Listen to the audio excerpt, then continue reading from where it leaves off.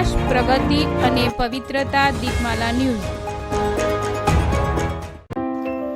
નમસ્કાર. સતરાલ હાઈવેથી સતરાલ જીઆઈડીસી તરફ જવાનો રોડનું સમારકામ ક્યારે થશે? કલોલ તાલુકાના સતરાલ ગામમાં વરસાદી પાણી ભરાતો રોડ સતરાલ ગ્રામ પંચાયત દ્વારા બ્લોક નાખી રોડ બનાવવામાં આવ્યો છે. સતરાલ ગામના રોડનો પ્રશ્નનો નિકાલ આવતા ગ્રામજનોમાં હર્ષોલ્લાસ છવાયો હતો. સતરાલ ગ્રામ પંચાયતના સરપંચ તેમજ તલાટી મંત્રીની ઉત્તમ કામગીરીથી સતરાલ ગ્રામજનોનો વરસાદી પાણી ભરાવાના પ્રશ્નનો નિકાલ થવાથી રાહત થતાં હર્ષોલ્લાસ જોવા મળ્યો હતો. સતરાલ ગ્રામ પંચાયતે સતરાલ ગામનો રોડ બનાવ્યો, પણ સતરાલ જીઆઈડીસીથી સતરાલ હાઈવે તરફ જવાનો રસ્તો બિસ્માર હાલતમાં થયો છે. તે સતરાલ ગામના સરપંચ તથા તલાટી મંત્રી તેમજ ગ્રામ પંચાયતના મહાનુભાવોને નજરે પડતું નથી.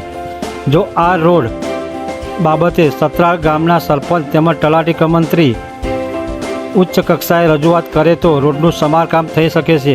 પરંતુ આ બાબતે જોતાં એવું લાગે છે કે સતરાલ ગામના સરપંચ તેમજ તલાટી મંત્રીને આ રોડનું સમારકામ કરવામાં જરાય રસ લાગતો નથી. સતરાલ જીઆઈડીસીમાં ખૂબ જ ફેક્ટરીઓ તેમજ રહેણાંક વિસ્તાર આવેલો છે.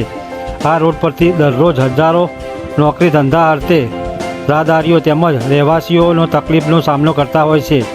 જો આ તકલીફ રાહદારીઓને થાય છે તેની સતરાલ ગામના સરપંચ તેમજ તલાટી મંત્રીને ક્યાં પડી છે? સતરાલ ગામના સરપંચ તથા તલાટી મંત્રી તેમની વેદનાઓ પર જરા નજર તો નાખો તો ખરા.